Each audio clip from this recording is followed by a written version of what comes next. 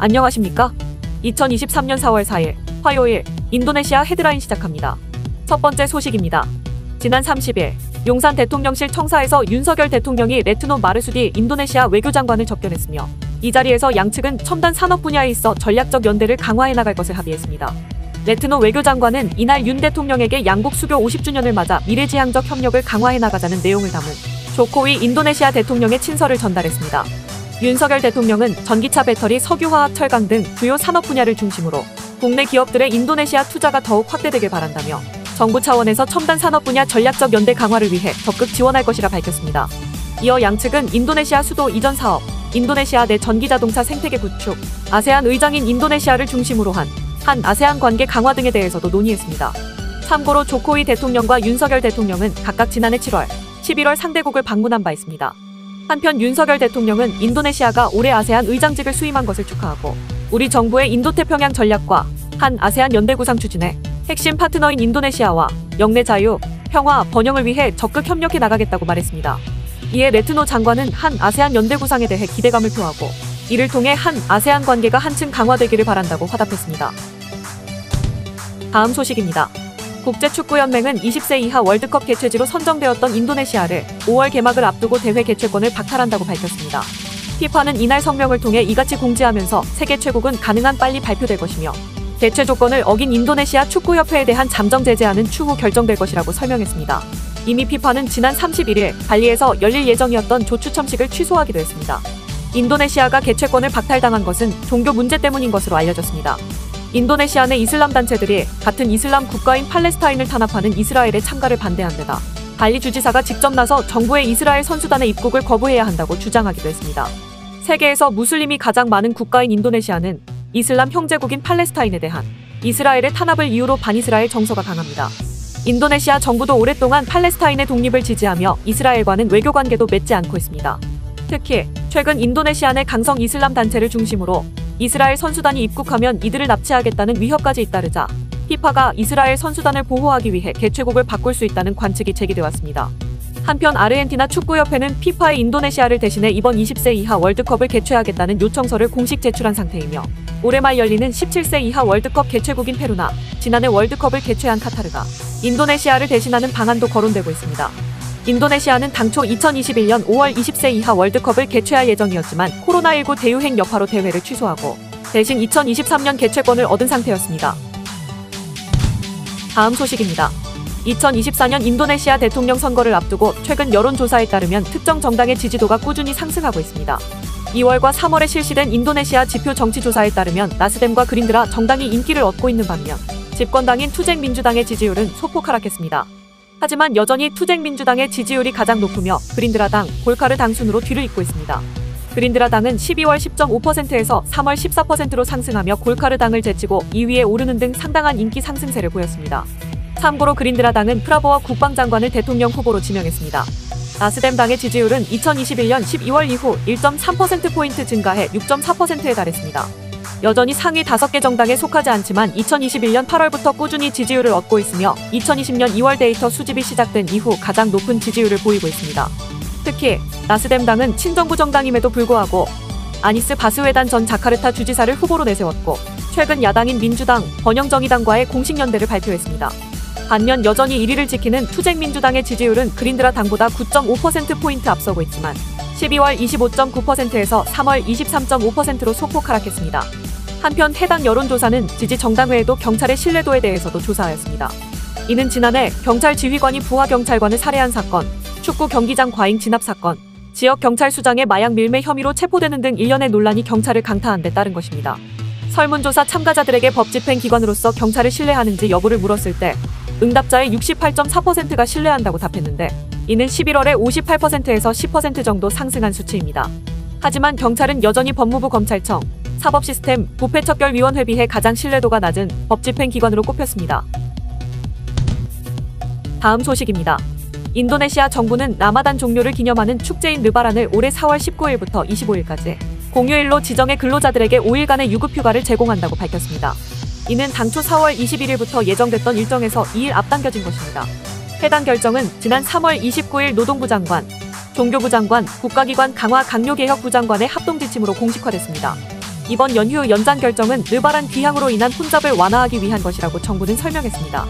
참고로 올해는 1억 2,300만 명이 고향을 찾을 것으로 예상되는데 이는 지난해 8,500만 명보다 45% 증가한 수치입니다.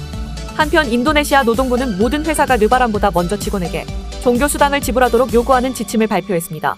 가이드라인에는 느바란 7일 전까지 일시불로 납부하도록 명시되어 있습니다. 참고로 종교수당은 회사가 1년 이상 근무한 직원에게는 1개월 고정급여를, 1개월 이상 1년 미만 근무한 직원에게는 근속기간을 기준으로 계산된 금액을 지불하도록 요구합니다. 또한 노동부는 이전에 세계 경제 침체에 영향을 받는 수출 지향적이고 노동 집약적인 기업의 근로시간 및 임금 조정에 관한 장관령 2023년 제5호를 발표한 바 있습니다. 해당 시행령에 따라 일정 조건을 충족하는 노동 집약적 기업은 근로자 임금을 6개월 동안 25% 삭감할 수 있으며 정상 수준의 75%만 지급할 수 있습니다. 그러나 이들 기업도 삭감 전 임금을 기준으로 종교수당을 지급해야 합니다. 또한 종교수당 지급은 코로나19 사태로 인해 2020년과 2021년에 분할 납부 및 납부기일 유예가 가능했지만 지난해부터 최대 7일 선납 일시납 원칙이 적용됐습니다. 다음 소식입니다. 자카르타는 1997년 IMF 지원을 받으며 수도 민영화를 추진하였습니다. 하지만 민영화 이후 가격, 품질 등의 문제가 있었으며 환경 파괴도 일어났습니다. 이에 2017년에 자카르타는 수도 재공영화를 결정하였습니다. 하지만 몇몇 시민단체는 자카르타의 수도가 여전히 민간 기업에 통제되고 있다며 우려를 표명하였습니다. 수도 공사 팜자야는 이러한 주장을 부인하고 자카르타시의 수도 시스템을 완전히 통제할 수 있다고 주장하였습니다.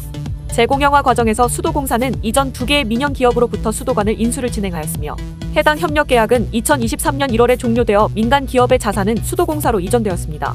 작년 수도공사는 자카르타의 65%의 수도 시스템을 적용하였고 2030년까지 공공용수 시스템의 100% 적용을 목표로 하고 있습니다.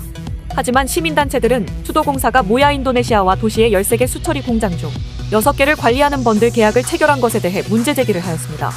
수도 민영화 반대단체는 수도공사와 모야 인도네시아 간의 새로운 계약이 자카르타 수도 민영화의 또 다른 꼼수라며 수도공사가 수도 시스템을 완전히 통제할 것을 요구하고 있습니다. 자카르타 법률지원재단은 자카르타 시민들이 보다 공평한 수도 공급을 오랫동안 요구했지만 여전히 제한된 공급과 높은 비용으로 수도공사 서비스가 수준 이하로 떨어졌다고 주장합니다. 인도네시아 부패감시단체는 이번 계약이 온라인 조달 플랫폼을 거치지 않아 불투명하다며 민간 기업과의 협력은 수도공사나 시민들에게 이익이 되지 않고 민간 기업에만 이익을 준다는 이전 조사 결과를 인용하며 비판하였습니다. 이에 수도공사는 모야 인도네시아와의 협력이 새로운 수도 민영화 시도를 부인하고 해당 기업이 생산 공정의 일부만 운영하는 반면 수도공사는 유통 및 고객 서비스에 전념하는 협력 계약임을 강조하였습니다. 다음 소식입니다. 국가정보원이 북한의 해킹 공격 관련 대국민 보안 권고를 공지했습니다. 국정원과 경찰청, 한국인터넷진흥원과 국가보안기술연구소가 북한의 PC 해킹 사실을 확인한 건 지난해 말입니다. 해킹당한 PC는 국가, 공공기관과 방산, 바이오 업체 등 국내외 주요 기관 60여 곳에 비치된 210여 대에 이릅니다. 북한은 해킹을 위해 국내 유명 금융보안인증서 업체의 소프트웨어 취약점을 악용한 것으로 나타났습니다. 해킹에 악용된 프로그램은 이니세이프 크로스웹 EX 구형 버전으로 자동 설치되는 형태인 탓에 상당수의 국민이 이용하면서도 이 사실을 인지하지 못했을 수도 있습니다. 해당 소프트웨어는 인터넷 뱅킹 등에 쓰는 전자금융과 공공부문 인증서에 관련된 프로그램으로 설치된 PC가 국내외 기관, 업체, 개인 등 1000만 대 이상인 것으로 추정됩니다. 국정원은 해킹을 탐지하고 지난 1월 긴급 대응에 들어가 악성 코드의 작동 원리 등을 상세 분석했다고 밝혔습니다. 또한 소프트웨어 업체와 협조해 보안 패치 개발을 완료했다며 현재 해당 프로그램을 사용 중인 기관들을 대상으로 보안 패치를 진행하고 있다고 전했습니다. 한편 국정원은 해킹 피해가 커지는 것을 막기 위해 해킹 사실을 공개한다면서 소프트웨어 업데이트를 해달라고 당부했습니다. 참고로 개인 이용자들은 직접 PC 제어 판내 프로그램 기능에서 관련 프로그램을 삭제하고 다시 설치해야 합니다. 다음 소식입니다. 코린도 그룹 승은호 회장이 인도네시아 국회에서 감사패를 받았습니다. 승은호 회장은 올해 초 인도네시아 국회의사당에서 반방수사트요 국민협의회 의장으로부터 감사패를 수여받았습니다. 참고로 국민협의회는 상원과 하원의 협의체입니다. 반방수사트요 의장은 코린도는 1969년 인도네시아에 진출해 50년 넘는 기간 동안 한국 기업을 대표하는 회사로 성장했다며 양국의 투자 성장에 기여한 역할과 비즈니스 철학에 대한 공로를 인정해 감사패를 수여했다고 전했습니다. 승은호 회장을 대신해 감사패를 받은 승범수 수석부 회장은 메달과 상장은 인도네시아와 한국 수교 50주년을 기념하기 위한 것이라며 반세기 동안 코린도 그룹은 다양한 사업 부문을 통해 인도네시아의 경제 잠재력을 극대화하고 인도네시아 국민의 복지를 향상시키고자 노력했다고 밝혔습니다. 참고로 코린도는 한국과 인도네시아가 수교를 맺기도 전에 자원 개발을 하겠다는 목표로 인도네시아에 정착하여 원목 수출에서 조림, 제재, 중공업 등에도 진출하여 기업을 성장시켰습니다. 특히 코린도 그룹은 1997년부터 인도네시아 지역사회에 다양한 공헌을 하고 있습니다. 코린도 그룹 장학재단을 시작으로 매년 인도네시아 7개 주요 대학 학생들에게 장학금을 지급하고 있으며 현재까지 총 7개 대학 학생 805명에게 장학금 약 17만 2천 달러를 지원했습니다.